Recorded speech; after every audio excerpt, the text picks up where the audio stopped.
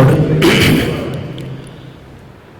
ഞാൻ അരവനയിൽ നിന്ന് എന്നെ ഈ പാറേപ്പള്ളിയിൽ മിക്കവാറും ദിവസങ്ങളിൽ കുമ്പസാരിപ്പിക്കുന്നതിനുള്ള ലിസ്റ്റിൽ പെടുത്തിയിട്ടുണ്ടായിരുന്നു.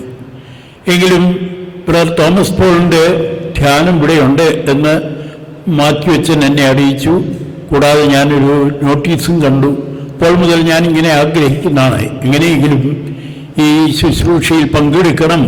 തോമസ് പോളിനെ ചെറുപ്പം മുതൽ, പ്രത്യേകിച്ച് അദ്ദേഹം ജോലിയെല്ലാം ഉപേക്ഷിച്ച് ഈ സുവിശേഷ വേലയ്ക്കായിട്ട് ആരംഭിച്ചപ്പോൾ മുതൽ തന്നെ ഞാൻ പല അവസരങ്ങളിലും അദ്ദേഹത്തിൻ്റെ സുവിശേഷ പ്രഘോഷണം ശ്രവിച്ചു.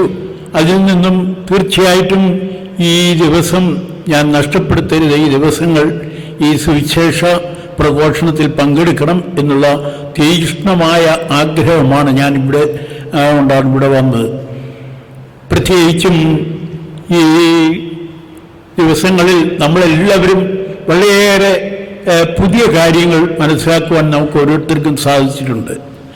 നമ്മളെല്ലാവരും പല വിധത്തിലൊക്കെ സുവിശേഷ പഠനമൊക്കെ നടത്തിയിട്ടുള്ളവരാണെങ്കിലും പല പ്രസംഗങ്ങളും ധ്യാനങ്ങളും ഒക്കെ നിരന്തരം സംബന്ധിച്ചിട്ടുള്ളവരാണെങ്കിലും തീർച്ചയായിട്ടും ബ്രദർ തോമസ് പോളിൻ്റെ ഈ ദിവസങ്ങളിലെ പ്രഘോഷണം നമ്മുടെ എല്ലാവരുടെയും മനസ്സിൽ വളരെയേറെ ആഴമായ ചിന്തകൾ, പ്രത്യേകിച്ചും സുവിശേഷത്തിൻ്റെ കാവൽ മനസ്സിലാക്കുന്നതിന് ബ്രദർ തോമസ് പോളിൻ്റെ ഈ സുവിശേഷ പ്രഘോഷണം നമുക്ക് വളരെയേറെ ഉപകരിച്ചിട്ടുണ്ട്.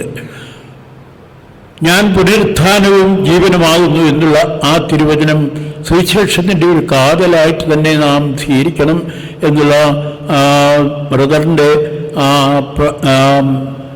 പ്രഘോഷണം നമ്മളെ എല്ലാവരെയും വളരെയേറെ സ്പർശിച്ചു. ഞാൻ പുനരുത്ഥാനവും ജീവനുമാകുന്നു. നമ്മുടെ എല്ലാവരുടെയും ജീവിതത്തിൻ്റെ, പ്രത്യേകിച്ച് അതിന് ഉദാഹരണമായിട്ടൊരു കാര്യം കൂടെ പറഞ്ഞു. നമ്മുടെ ദൈവം സൃഷ്ടിച്ച നമ്മൾ ഓരോരുത്തരും തീർച്ചയായും നശിക്കപ്പെടുവാൻ അല്ലെങ്കിൽ നഷ്ടപ്പെടുവാൻ ദൈവം ആഗ്രഹിക്കുന്നില്ല. ദൈവം അതിനെ തീർച്ചയായിട്ടും രക്ഷിക്കും എന്ന് കണ്ട് നമ്മൾ വെറുതെ ഇരിക്കാനല്ല, നമ്മൾ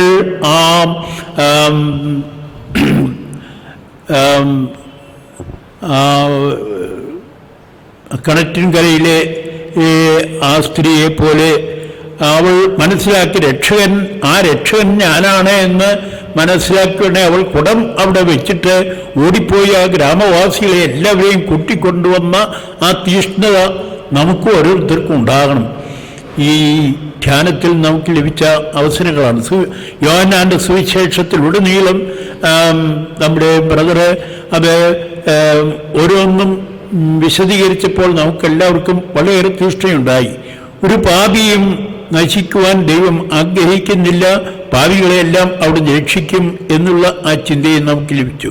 പ്രത്യേകിച്ചും നമ്മുടെ ഓരോരുത്തരുടെയും ജീവിതത്തിൽ ഈ യോഹന്നാൻ്റെ സുവിശേഷം നമുക്ക് വളരെയേറെ മാതാവിൻ്റെ, ഇവിടെ സിസ്റ്റേഴ്സൊക്കെ പറഞ്ഞതുപോലെ മാതാവിൻ്റെ ആ മൗനം, മാതാവിൻ്റെ ആ തീഷ്ണത എല്ലാം ഉള്ളിൽ ഗ്രഹിച്ചുകൊണ്ട് തൻ്റെ പുത്രനെ ലോകത്തിന് സമർപ്പിച്ചത്, ആ പീഡാനുഭവ രംഗങ്ങളെല്ലാം മാതാവ് തൻ്റെ അനുഭവത്തിലൂടെ താൻ കണ്ടുകൊണ്ട് തന്നെ ലോകത്തിൻ്റെ മുഴുവനും രക്ഷയ്ക്കായിട്ട് മകനെ കാഴ്ചവെച്ച ആ സംഭവങ്ങളെല്ലാം നമ്മളെ കൂടുതൽ ഈശോയുടെ പക്കലേക്ക് ആകർഷിക്കുവാൻ ഉപയുക്തമായിരുന്നു.